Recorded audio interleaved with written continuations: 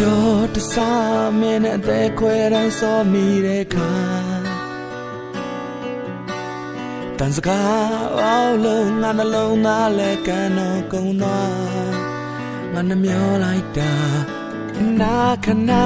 တန်ရရလာတော့တခါတခါအသက်ရှူတိုင်းရှင်ဘတ်ထဲကအောင်လာကြာခံမတော့မလားကန်ဆာမြင်တွေ့လို့ငါနှလုံးသားထဲမှာကန်ဆာ